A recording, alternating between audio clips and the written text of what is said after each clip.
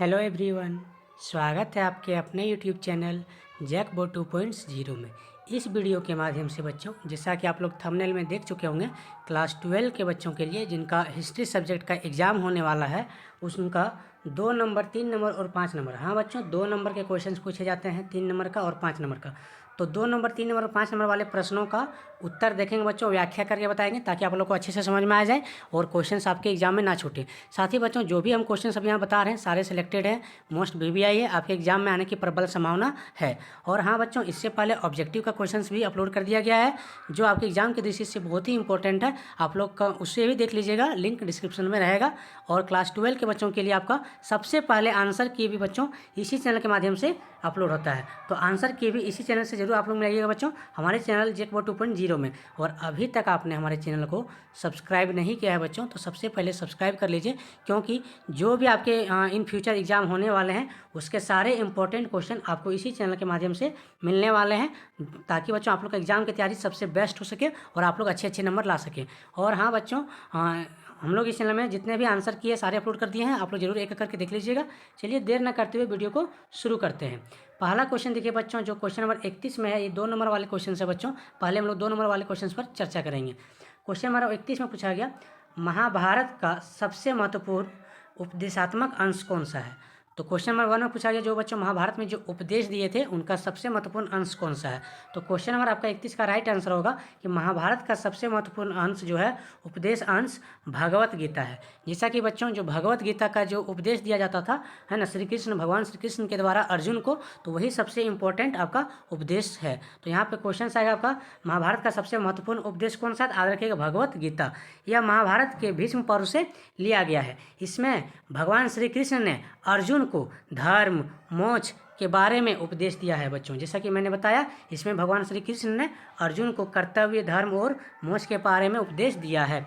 भगवत गीता हिंदू धर्म में सबसे महत्वपूर्ण ग्रंथों में से एक माना जाता है। जितने भी हिंदू में धर्म में बच्चों ग्रंथ है, उसमें से सबसे महत्वपूर्ण ग्रंथ किसको माना जाता है, भगवत गीता को। तो क्वेश्चन नंबर आपका 31 नंबर बच्चों यहाँ पे क्लियर होता है। 2 नंबर में आप इतना भी लिखते हैं तो आपको अच्छे नंबर मिल जाएंगे, 2 नंबर में से 2 नंबर मिल जाएंगे। नेक्स्ट क्वेश्चन देखिए, क्वेश्चन नंबर आपका 32 नंबर में। 32 नंबर में क्या पूछा गया बच्चों, भारत के उन 2 नगरों का नाम लिखिए जिनका इब्न बतूता ने दौरा किया और वहाँ विश्ववादी संस्कृति पाई।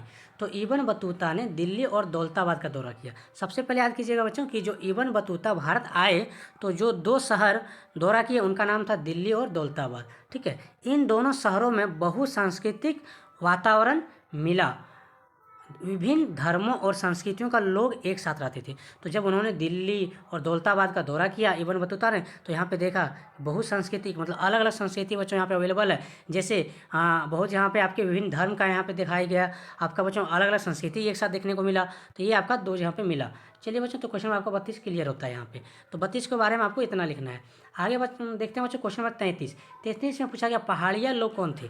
और आगे बढ़ने से बच्चों, अभी तक आप हमारे वीडियो को लाइक नहीं किए हैं तो सबसे पहले हमारे वीडियो को लाइक कर लीजिए, ताकि आप लोग के लाइक से बच्चों हम लोग मोटिवेट होकर आप लोग के लिए मोस्ट इंपॉर्टेंट क्वेश्चन लेकर आते हैं, जो आपके एग्जाम में आने की प्रबल संभावना होती है। व्याख्या करके भी बता रहे हैं बच्चों, अगर नहीं समझ में आ रहा है तो आप लोग कमेंट कीजिएगा, सर थोड़ा सा पॉइंट मिस्टेक हो रहा है, थोड़ा सा और तो हम लोग बच्चों अच्छे से लेकर आएंगे। बाकी बच्चों पूरा मेहनत करके आप लोग के लिए यहाँ पे कंटेंट लेकर आए हैं बच्चों, तो आप लोग जरूर से जरूर वीडियो को लाइक कीजिएगा। तो क्वेश्चन नंबर आपका 33 में पूछा गया, पहाड़िया लोग कौन थे।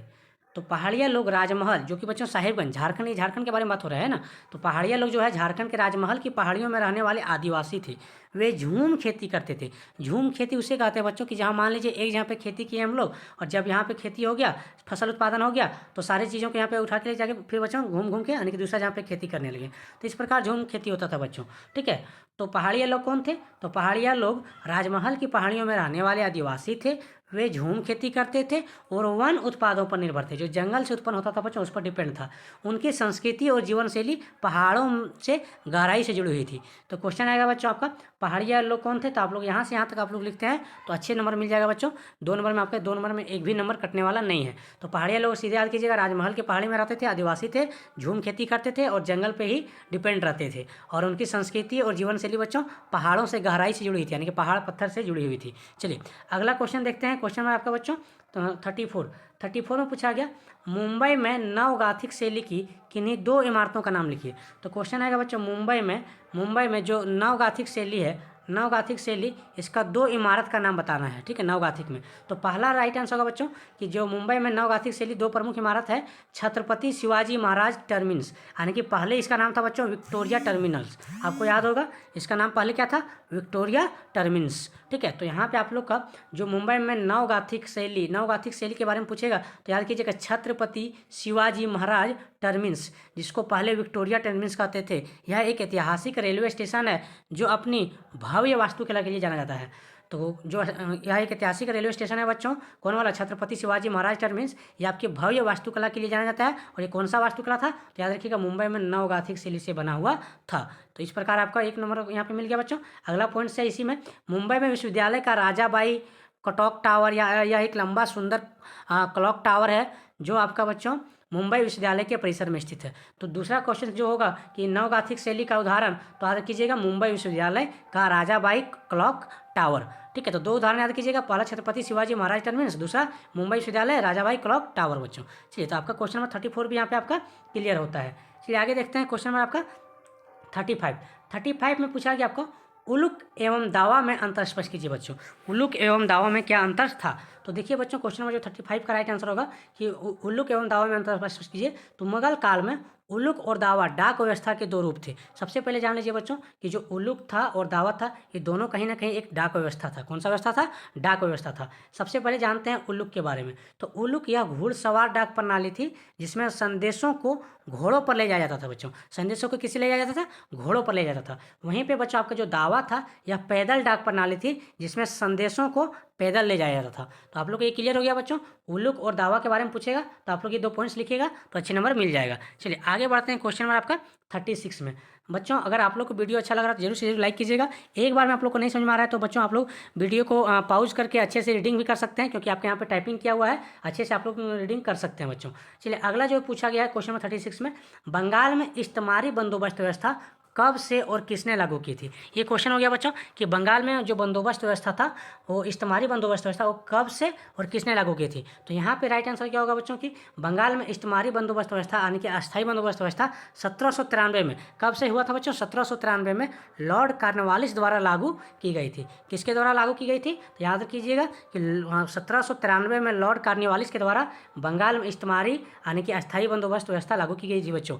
इस व्यवस्था में क्या होता था, इस व्यवस्था के तहत जमींदारों को भूमि का अस्थायी स्वामित्व दिया जाता था। तो जो जमींदारी को, तो जो जमींदार लोग थे बच्चों, उसको भूमि का क्या दिया जाता, अस्थायी स्वामित्व दे दिया जाता था, ठीक है। और वहाँ से जो इज्तिमाही अस्थायी बंदोबस्त था, जमींदार लोगों से भूमि का अस्थायी स्वामित्व देकर वहाँ से कर लेता था, और जो जमींदार होता था वो लोग गरीब किसान को ज़मीन देकर वहाँ से कर लेता था बच्चों।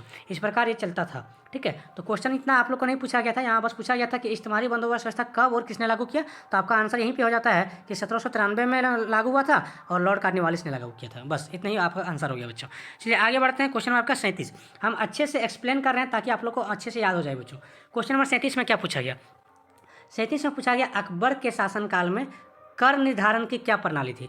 तो क्वेश्चन नंबर 37 में पूछा गया जब अकबर के शासनकाल में बच्चों कर निर्धारण की क्या प्रणाली थी। तो यहाँ पे राइट आंसर क्या हो जाएगा कि अकबर के शासनकाल में कर निर्धारण की प्रणाली को जब्त कहा जाता था। सबसे पहले अकबर के जो शासनकाल में बच्चों जो कर लिया जाता था उसको हम लोग क्या कहते थे, जब्त कहा जाता था। इस प्रणाली में भूमि की पैमाइश की जाती थी और औसत पैदावार के आधार पर कर निर्धारित किया जाता था। और इसमें क्या होता था बच्चों कि भूमि पर एक पैमाइश की जाती थी और औसत पैदावार होता था उसके अनुसार से वो कर यानी कि टैक्स लिया जाता था। तो आपका क्वेश्चन नंबर 37 भी यहाँ पे क्लियर हो गया बच्चों। आगे बढ़ते हैं क्वेश्चन नंबर 38 में पूछा गया मुगल काल में निर्मित 4 स्थापत्य कलाकृतियों के नाम लिखें। तो मुगल काल में बच्चों जो आपका 4 स्थापत्य कला था उसके बारे में लिखना है। तो क्या 4 स्थापत्य कला था, सबसे पहले देखते हैं बच्चों।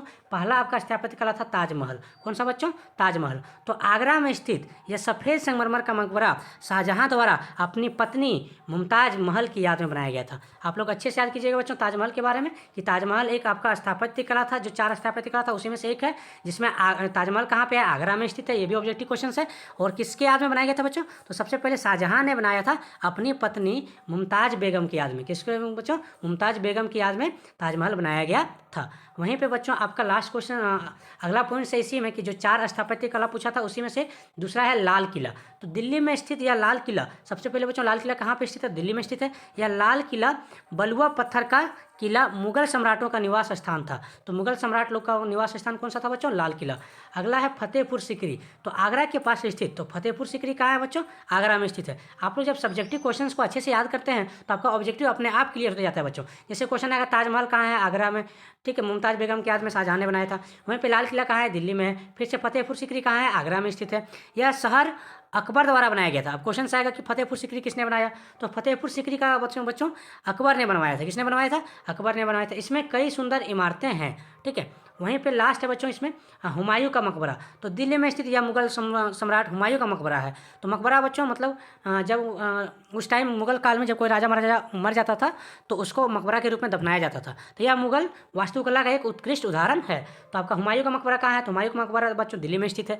इस प्रकार बच्चों आप लोग का ऑब्जेक्टिव क्वेश्चन भी क्लियर हो जाता है। तो क्वेश्चन नंबर आपका बच्चों हम 31 से लेकर 38 तक अच्छे से बता दिए हैं। आप लोग एक एक करके स्क्रीनशॉट करके भी अच्छे से याद कर सकते हैं। नेक्स्ट बढ़ते हैं क्वेश्चन नंबर बच्चों हम लोग आपका 3 नंबर वाले क्वेश्चन में। यहाँ पे हम लोग 2 नंबर वाले क्वेश्चन क्लियर कर लिए।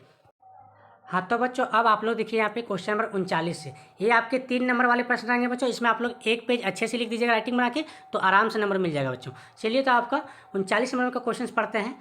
हड़प्पा सभ्यता के धार्मिक जीवन का वर्णन करें। क्वेश्चन आएगा बच्चों आप लोग का हड़प्पा सभ्यता के धार्मिक जीवन का वर्णन करें। तो देखिए हड़प्पा सभ्यता के धार्मिक जीवन के बारे में निश्चित रूप से कुछ भी कहना मुश्किल है, क्योंकि उनकी लिपि अभी तक समझा नहीं जा सका। सबसे पहले बच्चों जो हड़प्पा सभ्यता की लिपि है उसको आज तक हम लोग समझ नहीं पाए हैं। हालांकि पुरातात्विक साक्ष्यों के आधार पर हम कुछ अनुमान लगा सकते हैं। तो जो बच्चों पुरातात्विक साक्ष्य मिला है उसके अनुसार से हम लोग क्या कर सकते हैं? अनुमान लगा सकते हैं। सबसे पहले देखिए बच्चों हड़प्पा सभ्यता के बारे में हम लोग को क्या क्या जानकारी मिली है। तो मातृ देवी की पूजा, तो टेराकोटा की कई महिला मूर्तियों से पता चलता है कि मातृ देवी की पूजा की जाती थी, जो शायद उर्वरता और कृषि से जुड़ी थी। तो बच्चों पहले ये समझ में आ रहा है कि हड़प्पा सभ्यता में जो आपका कुछ भी आपका कंफर्म वाली बात नहीं है, मतलब एक अंदेशा लगाया जाता है पुरातात्विक विभाग के द्वारा जो आप लोग का इतिहास की खोज करता है। तो मातृ देवी की पूजा यानी कि बहुत सारी जो मूर्ति होती है बच्चों महिला का, वो मूर्ति मिला जिससे पता क्या चलता है कि वहाँ पे मातृ देवी की पूजा होता था, यानी कि माता की पूजा होता था बच्चों, ठीक है, जो उर्वरता और कृषि से जुड़ी थी। वहीं पे अगला इसके बारे में है बच्चों पशुपति मुहर, यानी कि आपका बस एक मुहर पर एक बैठे हुए व्यक्ति को जानवरों की विशेषताओं के साथ दिखाया गया है, जिससे अक्सर प्रोटोशिव या पशुपति पशुओं का भगवान के रूप में व्याख्या की जाती है, जो एक पुरुष देवता की पूजा का सुझाव देता है। तो बच्चों एक पशुपति का मुहर मिला है, जिससे ये पता चलता है कि एक बहुत सारे वहाँ पे जानवर के बीच में बच्चों एक शिव को दिखाया गया, यानी कि हम लोग लॉर्ड शिवा बोल सकते हैं, ठीक है, और पशुओं के भगवान के रूप में दिखाया गया, जिससे पता चलता है कि एक पुरुष देवता की पूजा की जाती है, जिसे हम लोग बच्चों शिव भगवान से रिलेट करते हैं, ठीक है। चलिए अगला देखते हैं बच्चों और वहाँ पे क्या मिलता है हड़प्पा में। तो अग्नि देवियाँ, कालीबंगा जैसे स्थलों पर मिली अग्नि वेदियाँ अग्नि स्नानों के अनुष्ठानों के अभ्यास का सुझाव देती है। वहीं पे बच्चों आपका हड़प्पा सभ्यता में वृक्ष पूजा भी मिलता है। मोहरों और मिट्टी के बर्तनों पर पेड़ों के चित्रण से वृक्षों की पूजा का संकेत मिलता है। तो बच्चों यहाँ पे वृक्ष पूजा भी की जाती थी हड़प्पा सभ्यता में। वहीं पे बच्चों पशु पूजा, मोहरों पर बैल भैंस यूनिकॉर्न जैसे जानवर दिखाई देते हैं, जो उन्हें संभावित धार्मिक महत्व को दर्शाते हैं। इस प्रकार हम लोग कह सकते हैं बच्चों कि आपका जो क्वेश्चन नंबर आपका क्वेश्चन नंबर 39 में पूछा गया था कि हड़प्पा सभ्यता के धार्मिक जीवन का वर्णन करें कि वहाँ पे क्या क्या धार्मिक जीवन था। तो हम लोग कह सकते हैं बच्चों आप लोग को वर्णन करना है किसके किसके बारे में। तो सबसे पहले देख लीजिए बच्चों आप लोग को मातृ देवी के बारे में थोड़ा सा लिख देना है, जैसा कि मैंने बताया। पशुपति मोहर के बारे में थोड़ा सा लिख देना है, ठीक है। थोड़ा सा आपको अग्नि देवियों के अग्नि वेदियाँ के बारे में लिख देना है, और वृक्ष पूजा होता था बच्चों उसके बारे में लिख देना है, और पशु पूजा होता था उसके बारे में लिख देना है। क्वेश्चन बच्चों आप लोग को जब क्वेश्चन पूछा जाए तो उस सब से रिलेट करके इस तरह जिस तरह यहाँ पे पॉइंट बना के लिखा गया बच्चों, आप लोग पॉइंट बना के फिर से डॉट करके आप लोग लिख देते हैं तो आपके अच्छे नंबर जरूर मिल जाते हैं बच्चों। तो आप लोग एक बार देख लीजिए 39 नंबर का यहाँ से आप लोग को एक बार हम फिर से आप लोग को देख लीजिए, आप लोग यहाँ पे देख लीजिएगा अच्छे से बच्चों। हम एक बार रीडिंग कर दिया, आप लोग भी एक बार रीडिंग कर लीजिएगा। रीडिंग कर लेने से क्या होगा कि आप लोग को एक बार में याद हो जाएगा बच्चों, ठीक है, चीज़ें याद हो जाएगा, इसलिए रीडिंग करने आप लोग को बोलते हैं। तो क्वेश्चन नंबर 39 बच्चों क्लियर हो गया। अब देखते हैं क्वेश्चन नंबर आपका 40 में पूछा गया अभिलेख से आप क्या समझते हैं, इनका क्या महत्व है। तो बच्चों अभिलेख क्या होता था है ना, what do you mean by understand by inscriptions, what is their importance. तो अभिलेख से आप क्या समझते हैं बच्चों। तो देखिए इसका राइट आंसर क्या होगा। परिभाषा सबसे पहले देखते हैं कि अभिलेख है क्या। तो अभिलेख ठोस वस्तुओं जैसे चट्टानों, स्तंभों, धातु की प्लेटों या मंदिर की दीवारों पर खुदे हुए लेखन है। तो बच्चों पहले क्या होता था, कलम और पेन थोड़ी होता था, तो लोग क्या करता था, चट्टान पर, कहीं मंदिर है उस पर, या फिर कहीं धातु की कोई प्लेट है उस पर खुदाई कर देता था, है ना। तो खोद कर लिखता था, तो उसे हम लोग उस खुदे हुए लेखन को हम लोग क्या बोलते थे, अभिलेख कहते थे। वे ऐतिहासिक जानकारी को प्राथमिक स्रोत हैं। तो इतिहास का बच्चों जानकारी मिलने का वही सब स्रोत है। तो सबसे पहले आप इसका देखिए प्राथमिक स्रोत। तो प्राथमिक स्रोत बच्चों आप लोग का अभिलेख द्वितीयक खातों के विपरीत अतीत की घटनाओं का प्रत्यक्ष समकालीन साक्ष्य प्रदान करता है। तो अभिलेख क्या जानकारी देता है बच्चों, इतिहास में जो घटना बीत गई है उसके बारे में जानकारी हम लोग को कहाँ से मिलता है, अभिलेख से मिलता है। कालक्रम देखिए बच्चों, वे ऐतिहासिक घटनाओं और शासकों के कालक्रम को स्थापित करने में मदद करता है। तो बहुत सारे जो इतिहास का कालक्रम है, जो समय वगैरह है बच्चों कि 3000 ईसा पूर्व, 4000 ईसा पूर्व, ये कहाँ से आया, कहीं ना कहीं अभिलेख से ही है। अभिलेख में वहाँ से लिया गया है। आगे देखते हैं बच्चों राजनीतिक इतिहास। वे शाही आदेशों, विजय, प्रशासनिक नीति और वंशावली को रिकॉर्ड करते थे। कौन, अभिलेख बच्चों। सामाजिक और आर्थिक जीवन, तो अभिलेख में बच्चों आप लोग का वे सामाजिक और रीति रिवाज, आर्थिक गतिविधि और धार्मिक विश्वासों को अंतरिक्ष प्रदान करते थे। भाषाई अध्ययन, तो भाषाई अध्ययन में बच्चों हमें भाषाई और लिपियों के विकास अध्ययन के लिए मूल्यवान है। तो इस प्रकार बच्चों आप लोग का क्वेश्चन नंबर जो आपका 40 पूछा गया कि अभिलेख से आप क्या समझते हैं, तो ये आपका क्लियर होता है। तो सबसे पहले हम लोग ये जाने कि अभिलेख क्या था। एक जो चट्टान वगैरह होता था बच्चों, धातु का वगैरह का, जो उसमें खुदाई करके लिखा जाता था, उसे हम लोग को अभिलेख कहते थे। उसका महत्व बच्चों अलग अलग क्षेत्रों पर होता था। उसका महत्व जिसे देखिए हम लोग प्राथमिक स्रोत पर देखें कि अभिलेख आपका खाता वगैरह पे अतीत का घटना को दिखाता था। अभिलेख बच्चों कालक्रम को दिखाता है, जो समय दिखाता था वो अभिलेख से हम लोग को हेल्प होकर मिलता था। राजनीतिक इतिहास को दिखाता है, यानी कि कौन राजा आया गया बच्चों, उसके बारे में, वंशावली के बारे में अभिलेख से ही जानकारी मिलता है। ठीक है। सामाजिक आर्थिक जीवन के बारे में चर्चा होता है, यानी कि उस समय का लोग का रीति रिवाज क्या था, पहनावा क्या था, वो अभिलेख से ही जानकारी मिलता है। तो ये सब सारे बच्चों आपका क्या हो गया, अभिलेख का अध्ययन हो गया, अभिलेख का महत्व हो गया। चलिए अगला क्वेश्चन देखते हैं बच्चों। क्वेश्चन नंबर आपका 41 में क्या है, 41 में पूछा गया आपका त्रिपिटक से आप क्या समझते हैं। तो बच्चों ये त्रिपिटक सबसे पहले याद कीजिएगा, ये बौद्ध धर्म से संबंधित है। त्रिपिटक क्या है, बौद्ध धर्म से संबंधित है। ठीक है। परिभाषा देखिए, त्रिपिटक जिसका अर्थ है 3 टोकरियाँ। त्रिपिटक का क्या मतलब होता है बच्चों, 3 टोकरियाँ। बौद्ध धर्म ग्रंथों के लिए पारंपरिक शब्द है। यह थेरवाद बौद्ध धर्म का प्राथमिक सिद्धांत है। तो बौद्ध धर्म बच्चों 2 भागों में बटा था, तो उसी में आपका जो थेरवाद बौद्ध धर्म था उसका प्राथमिक सिद्धांत क्या है, त्रिपिटक, जिसका मतलब है 3 टोकरियाँ। चलिए आगे देखते हैं इसके बारे में। सामग्री, इनमें 3 मुख्य खंड शामिल है बच्चों, चूँकि नाम ही है त्रिपिटक। एक को बोलते हैं विनय पिटक, मठवासी जीवन के नियम और विनिमय। तो जो मठ में रहते थे बच्चों उसका जीवन का नियम और विनिमय उस विनय पिटक में लिखा गया था। अगला वही है बच्चों सूत पिटक। तो बुद्ध और उनके शिष्यों का उपदेश, तो जो गौतम बुद्ध ने जितने भी उपदेश दिए थे और उसके शिष्यों ने बच्चों सारे को सूत पिटक में लिखा गया है। वहीं बच्चों अभिधम्म पिटक है एक। अभिधम्म पिटक में दार्शनिक और मनोवैज्ञानिक शिक्षाएं दिया गया है। ठीक है। अभिधम्म पिटक में क्या है, दार्शनिक और मनोवैज्ञानिक शिक्षाएं। तो इस प्रकार बच्चों आप लोग का जो त्रिपिटक का क्वेश्चन है ये भी आपका क्लियर होता है। क्वेश्चन नंबर आपका 41। आप एक बार अच्छे से बच्चों वीडियो को पॉज करके भी रीडिंग कर लीजिएगा। चलिए आप लोग का यहाँ तक 41 का हो गया। आगे बढ़ते हैं क्वेश्चन नंबर 42 में बच्चों। क्वेश्चन नंबर 42 में देखिए क्या पूछा गया। क्वेश्चन नंबर 42 में पूछा गया अल बरूनी पर एक संक्षिप्त टिप्पणी लिखें। तो अल बरूनी एक फारसी विद्वान था बच्चों, सबसे पहले याद कीजिएगा। अल बरूनी एक फारसी विद्वान था, बहुज्ञानी और इतिहासकार था, जो 11वीं शताब्दी में महमूद गजनी के साथ भारत आए थे। तो अल बरूनी बच्चों किसके साथ आए थे, तो अल बरूनी याद कीजिएगा महमूद गजनी के साथ भारत आए थे। उसके बहुत सारे फेमस किताब लिखा गया बच्चों, उस किताब को याद करना है। सबसे पहले देखिए किताब उल हिंद, उनकी सबसे प्रसिद्ध कृति किताब उल हिंद भारत की पुस्तक भारतीय संस्कृति, समाज, धर्म, दर्शन और विज्ञान का एक व्यापक विवरण है। यानी कि बच्चों जो किताब उल हिंद है, यानी कि भारत की एक पुस्तक, यानी कि उसमें बच्चों भारत का जो समाज है, भारत में जो धर्म चलता था, भारत में जो दर्शन था बच्चों, जो विज्ञान था, उसके पूरे व्याख्या करके अल बरूनी ने इस किताब उल हिंद में लिखा है बच्चों। ठीक है। तो कोई भी पुस्तक बच्चों हम लोग का ज्ञान में अध्ययन करने में बहुत ही हेल्प करता है बच्चों। ठीक है। तो अल बरूनी सबसे पहले एक फारसी विद्वान था बच्चों, इतिहासकार भी था। 11वीं शताब्दी में महमूद गजनी के साथ भारत आया था और एक फेमस किताब लिखा किताब उल हिंद, जिसको भारत की पुस्तक भी कहते हैं, जिसमें भारतीय संस्कृति के बारे में व्याख्या किया गया है, यहाँ के समाज के बारे में, धर्म के बारे में और दर्शन के बारे में। तो इस प्रकार बच्चों आप लोग का यहाँ पे आप लोग देख पा रहे हैं किसके बारे में, अल बरूनी के बारे में। वहीं पे विद्वतापूर्ण दृष्टिकोण देखते हैं तो अल बरूनी का काम अपनी वस्तुनिष्ठा, सटीकता और विस्तृत टिप्पणियों पर द्वारा चित्रित किया गया है। उन्होंने भारतीय संस्कृति को बेहतर ढंग से समझने के लिए संस्कृत का अध्ययन किया है और भारतीय ग्रंथों का अनुवाद किया है। तो सबसे पहले बच्चों जब अल-बरूनी ने भारत के बारे में लिखना स्टार्ट किया तो सबसे पहले यहाँ एक भाषा सीखा, उस भाषा का नाम है बच्चों संस्कृत, क्योंकि भारत में उस टाइम पहले ज़्यादा चलता था संस्कृत। तो संस्कृत को बच्चों अध्ययन किया और इस प्रकार बच्चों भारत के बारे में अध्ययन करने के बाद एक सटीक और विस्तृत टिप्पणी भारत के बारे में लिखा गया और अपने किताब में बच्चों व्याख्या किया गया है। महत्व देखिए बच्चों, उनके लेखन के मध्ययुगीन भारत में अमूल्य अंतर्दृष्टि प्रदान करते हैं, उस अवधि को समझने के लिए एक महत्वपूर्ण स्रोत माने जाते हैं। तो बच्चों अगर हम लोग को मध्ययुगीन भारत को समझना है तो अल-बरूनी की किताब से बहुत सारी चीज़ें मिलती है, जिससे हम लोग को मध्ययुगीन भारत के बारे में अच्छे से जानकारी मिल जाती है बच्चों, एक अच्छा सा स्रोत है। तो इस प्रकार बच्चों आप लोग को अल-बरूनी के बारे में लिखना है कि अल-बरूनी एक महान इतिहासकार थे जो भारत आए थे महमूद गजनवी के शासन, महमूद गजनवी के साथ आए थे बच्चों, ठीक है। और उसके बारे में लिखना है कि वो किताब लिखे थे भारत के बारे में, भारत के समाज के बारे में, भारत के धर्म के बारे में, भारत के आपका संस्कृति के बारे में किताब लिखे थे। और उनका किताब का बहुत महत्व था बच्चों, वो टाइम को, कालक्रम को डिफाइन करने के लिए उनका किताब बहुत ही हेल्पफुल था। इस प्रकार बच्चों आपका क्वेश्चन नंबर 42 क्लियर होता है। अगला क्वेश्चन देखते हैं क्वेश्चन नंबर 43। क्वेश्चन नंबर 43 में पूछा गया सगुण भक्ति और निर्गुण भक्ति की परंपरा क्या है। तो देखिए बच्चों एक दो प्रकार का भक्ति होता है, एक सगुण भक्ति और दूसरा को बोलते हैं निर्गुण भक्ति। तो देखिए बच्चों निर्गुण और सगुण भक्ति क्या है। और हाँ बच्चों एक बार और आप लोग से रिक्वेस्ट करते हैं, अगर आप लोग अभी भी वीडियो को लाइक नहीं किए हैं तो वीडियो को प्लीज़ लाइक कर दीजिए, बहुत मेहनत लगता है। साथ ही बच्चों आप लोग का ज़्यादा से ज़्यादा आप लोग वीडियो को शेयर कीजिएगा और चैनल को जरूर से जरूर सब्सक्राइब कर लीजिएगा। चलिए बच्चों क्वेश्चन नंबर 43 में पढ़ते हैं आपका जो आंदोलन, दो प्रकार का भक्ति था, एक सगुण भक्ति और निर्गुण भक्ति, इसके बारे में बच्चों। तो देखिए यहाँ पे हो जाएगा भक्ति आंदोलन।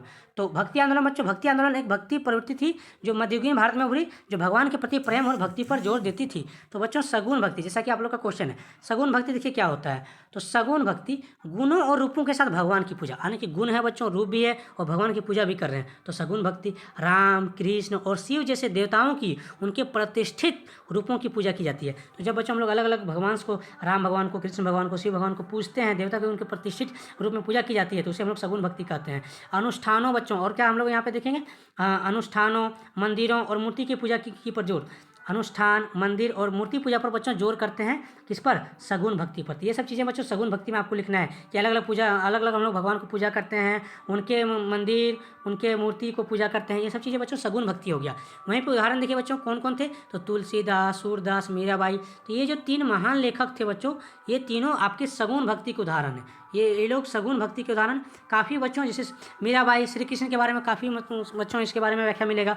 सूरदास बच्चों, तुलसीदास, ये सब सारे भगवान के प्रति बहुत मतलब ये थे बच्चों, ठीक है ना। तो इनके बारे में लिखे थे। तो आप लोग का सगुण भक्ति क्लियर हो गया बच्चों। तो ये सब तीनों क्या है, सगुण भक्ति के उदाहरण लेखक है। वहीं पर बच्चों निर्गुण भक्ति के बारे में बात करते हैं। तो निर्गुण भक्ति नाम से पता चल रहा है गुणों या रूप के बिना भगवान की पूजा, यानी गुण या रूप के बिना भगवान की पूजा करना बच्चों। जैसे एक निराकार सार्वभौमिक भगवान में विश्वास करता है, आंतरिक भक्ति और ध्यान पर जोर देता है। तो देखिए बच्चों ऐसा नहीं कि भक्ति का केवल हम लोग मूर्ति पूजा करेंगे तभी भक्ति है, भक्ति करने के कई मार्ग हैं बच्चों। तो बहुत सारे क्या है, निराकार के रूप में भगवान को विश्वास करते हैं, है ना। जैसे आंतरिक भक्ति करते हैं, ध्यान पर जोर देते हैं, मतलब पहाड़ पे चले गए, जैसे नागा साहू अभी बहुत फेमस चल रहा है हम लोग का, है ना, प्रयागराज में। तो वो लोग क्या करते हैं, मूर्ति वगैरह पूजा थोड़ी करते हैं, वो लोग बड़े बड़े हिमालय में चल जाते हैं, पहाड़ में जाते हैं और आंतरिक ध्यान करते हैं, ध्यान पर वो लोग जोर देते हैं। अनुष्ठानों और मूर्ति पूजा की अस्वीकृति करते हैं, ठीक है। अनुष्ठान पर मूर्ति पूजा को लोग बच्चों अस्वीकृति करते हैं। जैसे आपका इसमें क्या हो जाएगा, आपका उदाहरण के रूप में कबीर और गुरु नानक, ये दो जो उदाहरण हो जाएंगे ये आपके निराकार हो जाएंगे बच्चों। कौन हो जाएंगे, निराकार में आ जाएंगे, ठीक है। तो इस प्रकार बच्चों आप लोग का भक्ति का बहुत सारे रूप हैं, वो सब चीज़ें यहाँ क्लियर है, ठीक है। तो आप लोग इसके बारे में भी बच्चों लिख लीजिएगा, ठीक है। एक बार आप लोग बच्चों हम यहाँ से एक साथ दिखा देते हैं, थोड़ा सा ज़्यादा अगर छोटा हो जा रहा है बच्चों तो एक बार हम लोग क्या करते हैं, क्वेश्चन नंबर 43 को आपको स्क्रॉल कर देते हैं। क्वेश्चन नंबर 43 में सगुण भक्ति और निर्गुण भक्ति के बारे में थोड़ा सा बच्चों हम लोग धीरे धीरे स्क्रॉल कर देते हैं। आप लोग वीडियो को पॉज करके अच्छे से रीडिंग कर लीजिएगा, ठीक है, ताकि आप लोग का क्या हो जाए बच्चों, क्लियर हो जाए। चलिए अगला देखते हैं क्वेश्चन आपका 44 में क्या पूछा गया, गोपुरम से आप क्या समझते हैं। तो परिभाषा देखिए बच्चों, गोपुरम क्या है। तो गोपुरम एक स्मारकीय टावर है जो आमतौर पर अलंकृत एक हिंदू मंदिर के प्रवेश द्वार पर विशेष रूप से दक्षिण भारत में पाए गए हैं बच्चों, ठीक है। इसमें क्या है, तो लंबी बहुमंजिला रचनाएं हैं, ठीक है बच्चों। गोपुरम में आपका लंबी बहुमंजिला रचनाएं हैं, देवता, पौराणिक आकृतियां और महाकाव्य की दृश्यों की मूर्तियां बड़े पैमाने पर सजाया गया। तो बड़े बड़े जो देवता है बच्चों, उनकी मूर्तियां जो है वो मंदिर पर पूरा सजाया गया है। वे मंदिर परिसर के प्रवेश द्वार के रूप में काम करते हैं। वे द्रविड़ वास्तुकला की एक प्रमुख विशेषता है बच्चों। कौन सा विशेषता है, द्रविड़ वास्तुकला का। तो बच्चों इस प्रकार आपका क्वेश्चन यहाँ पे देखिए एक साथ 44 का यहाँ से यहाँ तक आप लोग को रीडिंग कर लीजिएगा, ठीक है। कि गोपुरम से आप क्या समझते हैं। तो बच्चों जो यहाँ पे आपका गोपुरम एक टावर है बच्चों, जो कि दक्षिण भारत में ज़्यादा है और बहुमंजिलिया इमारत है और उसमें बड़े बड़े मूर्ति में बच्चों आकृति आप जो भगवान की आकृति होता है उसको वहाँ पे दर्शाया गया है, जिसे हम लोग द्रविड़ शैली वास्तुकला को कहते हैं बच्चों। चलिए यहाँ पे भी आप लोग एक बार रीडिंग कर लीजिएगा। चलिए अगला देखते हैं क्वेश्चन आपका बच्चों 45 में। 45 देखिए बच्चों, बहुत ही इंपॉर्टेंट क्वेश्चन है, बार बार एग्जाम में रिपीट होते हैं। 1857 की क्रांति के तत्कालिक कारण को बताइए। आखिर बच्चों 1857 की क्रांति में तत्कालिक कारण क्या है? तो बच्चों हम संक्षेप में सीधा बताएं कि 1857 की क्रांति हुआ था वो आपका मेन हुआ था बच्चों, जो आपका कारतूस था। कारतूस, कौन सा कारतूस? मांस लगा हुआ कारतूस बच्चों, जिसमें ये आपका अफवाह फैल गया था कि अब सुअर और गाय का मांस लगाया गया था। हालांकि बच्चों अफवाह नहीं था, वो कहीं ना कहीं सच भी था, ठीक है। जिसके कारण वहाँ क्या हुआ, 1857 की क्रांति हुई। ये संक्षेप में मैंने बता दिया बच्चों। अब इसको रीडिंग करके समझाते हैं। 1857 की क्रांति के तत्कालीन कारण को बताइए। तो 1857 के विद्रोह का तत्कालीन कारण एनफील्ड राइफल की शुरुआत थी बच्चों। कौन सा राइफल याद कीजिएगा? एनफील्ड राइफल की शुरुआत थी। सबसे पहले बच्चों देखिए, चिकनाई वाले कारतूस, एनफील्ड राइफल में इस्तेमाल किए गए कारतूसों के बारे में अफवाह थी कि वे जानवरों की चर्बी, विशेष रूप से गाय और सुअर की चर्बी से चिकनाई वाले थे। ये अफवाह फैल गया बच्चों, ठीक है। तो इससे क्या हुआ, धार्मिक भावनाएं पर ठेस पहुंची।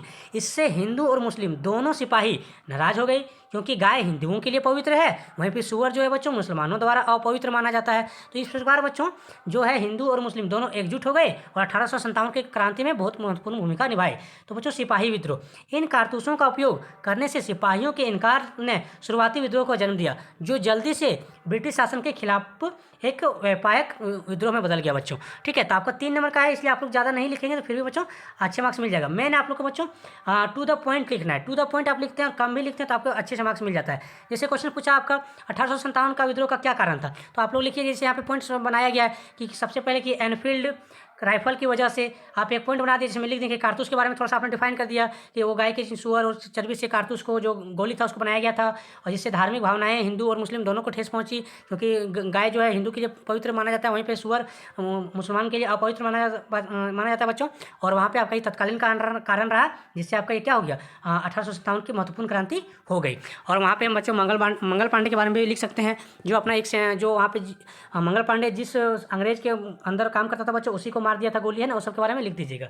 चलिए अगला देखते हैं क्वेश्चन में आपका 46 में पूछा गया बच्चों बासरा और बेसरा से आप क्या समझते हैं। एक लिखा हुआ बासरा और एक लिखा है बेसरा से आप क्या समझते हैं। तो देखिए ये सूफीवाद है बच्चों, एक प्रकार का सूफीवाद। ये शब्द सूफीवाद से जुड़ा है, जो एक रहस्यमय इस्लामी परंपरा है। क्या रहस्यमय इस्लामी परंपरा है बच्चों? सबसे पहले देखिए बासरा, सूफी आदेश जो इस्लामी कानून शरीयत का पालन करते हैं। तो बासरा उसे कहते हैं बच्चों जो शरीयत कानून को पालन करते हैं। कौन सा कानून को पालन करते हैं? शरीयत कानून को पालन करते हैं बच्चों।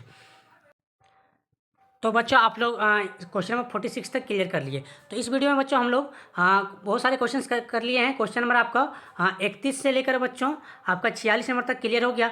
बाकी बच्चों जो चूँकि वीडियो बहुत लंबा हो रहा है, तो बाकी बच्चों जो 47 से लेकर आपका 52 तक क्वेश्चन बचता है उसको नेक्स्ट वीडियो में करा देंगे। चूँकि अब आने वाले क्वेश्चन बच्चों 5 नंबर के भी होने वाले, बड़े क्वेश्चन होने वाले हैं, तो उसको नेक्स्ट वीडियो में करा देंगे बच्चों, ठीक है। तो अगर आप लोग को वीडियो अच्छा लगा हो तो जरूर से जरूर लाइक कीजिएगा और कमेंट में बताइएगा बच्चों कि क्वेश्चन नंबर आपका 47 से 52 लेकर आइए। सब्जेक्टिव का बच्चों 5 नंबर वाले क्वेश्चन लेकर आइए। चलिए बच्चों, अगर वीडियो अच्छा लगा जरूर से जरूर लाइक कीजिएगा और शेयर कीजिएगा। धन्यवाद बच्चों। जय हिंद, जय झारखंड।